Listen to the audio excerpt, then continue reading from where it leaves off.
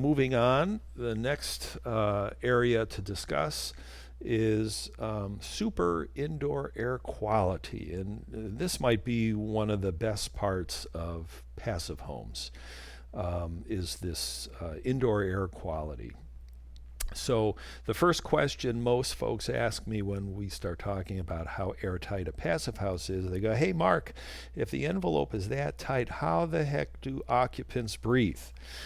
Which is an excellent and fair question. And so all passive houses use an energy recovery ventilator, which is a fancy name for a ventilation box that has a fan, and it's basically bringing fresh air constantly into the home, and it is constantly exhausting stale air, mainly from the bathrooms and the kitchen.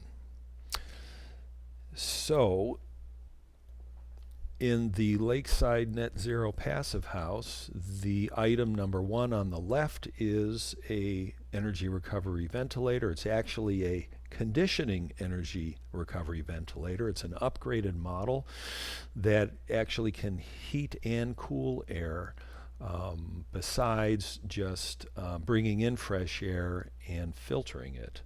It's a great unit, and you can see the image on the right that there are registers throughout the home, especially in the kitchens and baths, exhausting the stale air. And in this particular home, we used a recirculating hood to avoid having yet another hole through the exterior for exhausting, which most kitchen range hoods do.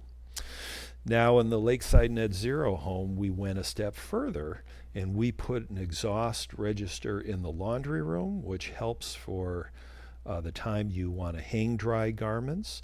And we even put an exhaust in the entry coat closet to whisk away moisture from winter boots that are drying out when you come in from the outdoors. And at the Indiana Dunes home, we put an exhaust register at the doggy food bowl area in the kitchen, so that even when uneaten food is sitting in the bowl, those odors are being whisked away and brought to the outside and not allowed to migrate around the home. So you can really do some nuanced things here. Now in the Lakeside home, we put in humidity sensors into the shower areas so that it would automatically turn on the ERV and exhaust that moist air out of the bathroom. And we typically also install a wall boost button.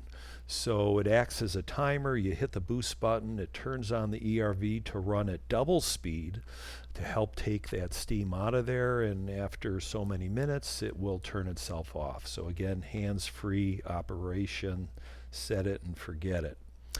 Now one of the other interesting things we did at the Lakeside Net Zero Passive House project, we added an accessory to our ERV unit that is a geo-boost unit.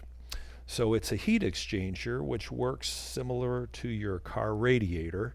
Fluid is pumped through PEX tubing.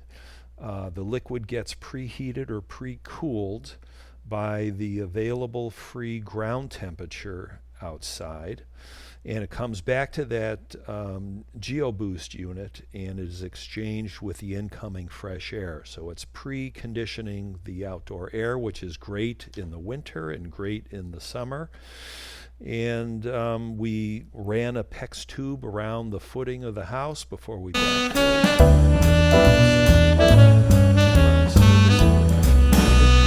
When you do this, you get a 15% increase in efficiency to the ERV.